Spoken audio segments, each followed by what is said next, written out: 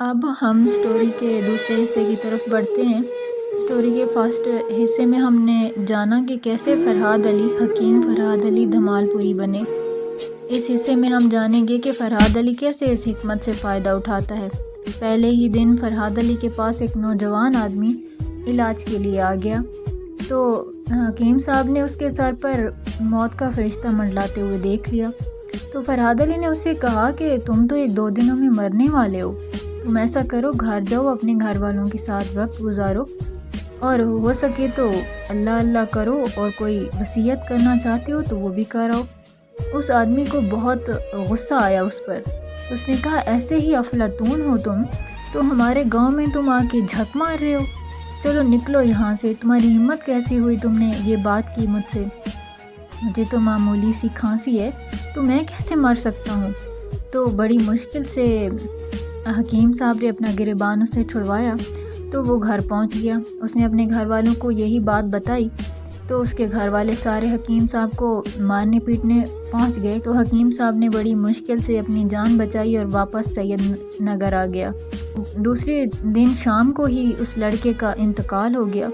तो पूरे गांव में जो है धूम मच गई कि कैसा हकीम था जो आंखें देख के बता देता था तुम तो मरने वाले हो, और लोग तो धड़ाधड़ उसके पास इलाज के लिए आने लगे और वो अब इस हिकमत से फ़ायदा उठाता रहा।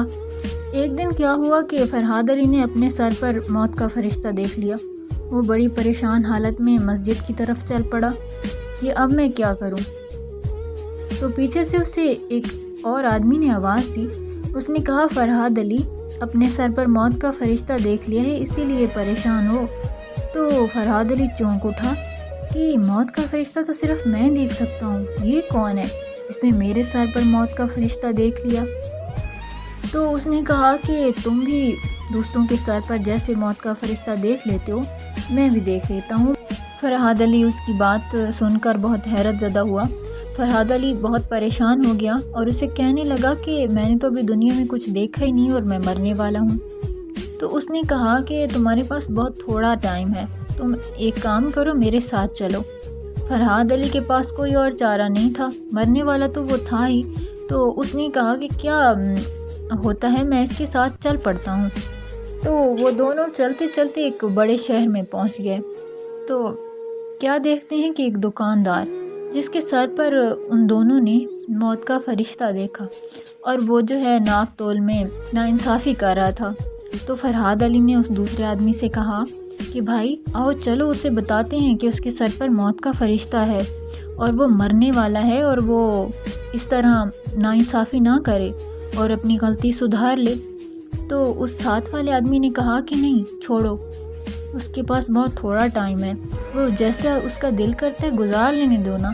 तो फ़रहाद अली बहुत हैरत ज़दा तो हुआ, लेकिन वो उसके साथ चल पड़ा। तो आगे क्या देखते हैं कि कुछ लोग जो कि फ़िरकों की वजह से लड़ रहे थे, फ़रहाद अली ने उससे कहा कि भाई ये तो मरने वाले हैं, बहुत सारे लोगों के सर पर मौत का फरिश्ता मंडला रहा है, तो ये लड़ क्यों रहे हैं, इन्हें जाके रोकते हैं कि फ़साद मत फैलाओ, तुम लोग मरने वाले हो। तो दूसरे आदमी ने कहा कि उन्हें ना खुल के अपने दीन की तबलीग करने दो, वो बिल्कुल ठीक कर रहे हैं जो भी कर रहे हैं। अच्छा, फ़रहाद अली खामोश हो गया।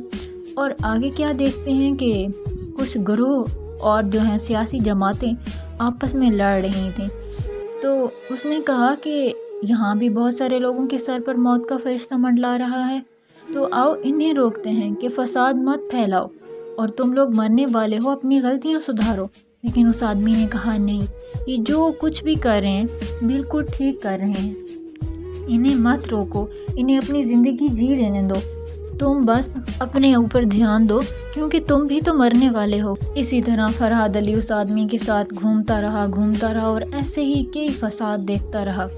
उस आदमी ने जो साथ था फ़रहाद अली के, उसने कहा, कमाल है, तुम मुझे पहचान नहीं सके। वो मुस्कुरा दिया, भाई मैं शैतान हूँ। शैतान? फ़रहाद अली ने लाहौल पढ़नी शुरू कर दी। कोई फ़ायदा नहीं, शैतान हंस पड़ा, लाहौल पढ़ तो रहे हो, लेकिन मैं तुम्हारे वजूद में हलाल कर चुका हूँ, अपने वजूद को कैसे खुद से दूर करोगे। मरदूद फ़रहाद अली गुस्से से धाड़ा, ये तुमने मुझे किस काम पर लगा दिया? तुम्हारे कहने पर मैं लोगों को भड़काता रहा اور تمہارا ساتھ دیتا رہا۔ میرے بھولے دوست، اگر میں راستے سے ہٹ جاؤں تو بھی کوئی فرق نہیں پڑے گا، کیونکہ تم جس قوم کے فرد ہو اس قوم کی یہی صورتحال ہے۔ موت سروں پر منڈلا رہی ہے اور فرقوں کی بحث چھڑی ہوئی ہے۔ موت سروں پر ہے اور دھرنے اور جلوس کی بات ہو رہی ہے۔ موت سروں پر ہے اور چوری اور بے ایمانی کیے چلے جا رہے ہیں۔ میرے خدا! فرحاد علی نے ایک گہری سانس لی۔ اس کا مطلب یہ ہوا کہ میری جو موت ہے بالکل صحیح وقت پر ہونے والی ہے۔ میں لوگوں کی ایسی حالت دیکھنے کے لیے مزید زندہ نہیں رہوں گا۔ یہ کس نے کہہ دیا؟ شیطان ہنس پڑا۔ تمہارے سر سے موت کا فرشتہ ہٹا لیا گیا ہے، اب تم زندہ رہو گے اور یہ سب کچھ اپنی آنکھوں سے دیکھتے رہو گے۔ اور اب اس قوم میں بہت سے فرحاد علی پیدا ہو چکے ہیں جو اپنی آنسوؤں بھری آنکھوں سے اس قوم کی حالت دیکھے جا رہے ہیں، اور جب وہ یہ سب دیکھ دیکھ کر خون کے آنسو رونے لگتے ہیں اور موت کی دعائیں مانگتے ہیں تو پھر انہیں موت بھی نہیں آتی۔ اور آج آپ سب دیکھ سکتے ہیں کہ ہمارے ملک کا کیا حال ہے۔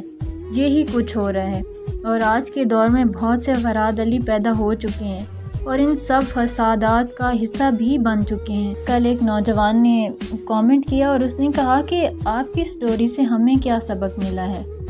تو سبق تو ملا ہے۔ اب دیکھیں، فرحاد علی جیسے دوسروں کے سروں پر موت کا فرشتہ منڈلاتا ہوا دیکھ سکتا تھا، تو اس سٹوری میں یہی بتایا ہم سب کے سروں پر موت کا فرشتہ منڈلا رہا ہے۔ کسی کو کچھ پتہ نہیں کہ کب موت آ جائے گی، لیکن ہو کیا رہا ہے کہ اسی فرقہ وریت میں ان سیاسی پارٹیوں کے ساتھ جلسے، جلوس، فسادات اور نہ جانے کیا کچھ کر رہے ہیں ہم، لیکن یہ نہیں سوچ رہے کہ اچانک مر گئے تو ہمارے ہاتھوں میں کیا ہوگا؟ کچھ بھی تو نہیں ہے۔ اللہ تعالیٰ کو کیا منہ دکھائیں گے ہم؟ سوچیں، سمجھیں اس بات کو۔ ہماری یوتھ جو ہے تباہی کی طرف جا رہی ہے۔ جلسے جلوس ہمارا مقصد نہیں ہے۔ اپنے ملک کو دیکھیں کہ ہمارے ملک کا کیا حال کر دیا ان سیاسیوں نے۔ ایک دوسرے کی ٹانگیں کھینچنے میں لگے ہوئے ہیں۔ اپنے ملک کی حالت کو بدلیں، دیکھیں کہ کیا ہو رہا ہے ہمارے ملک کے ساتھ۔ صحیح فیصلہ کرنے کی بجائے ہم بھی ان سیاسی پارٹیوں کا حصہ بن کے ان کے ساتھ دھرنے کر رہے ہیں، فسادات کر رہے ہیں، جلسے جلوس کر رہے ہیں۔ اور ان حالات کو سمجھنے کی اور ان پر قابو پانے کی ضرورت ہے، نہ کہ ہیرو ہیرو پکارنے کی۔ اور تو یہ جو وقت ہے وہ اپنے ملک کو، اپنے ملک کی معیشت کو، ان چیزوں کو بچانے کا ہے۔ اور آپ لوگ کیا کر رہے ہیں؟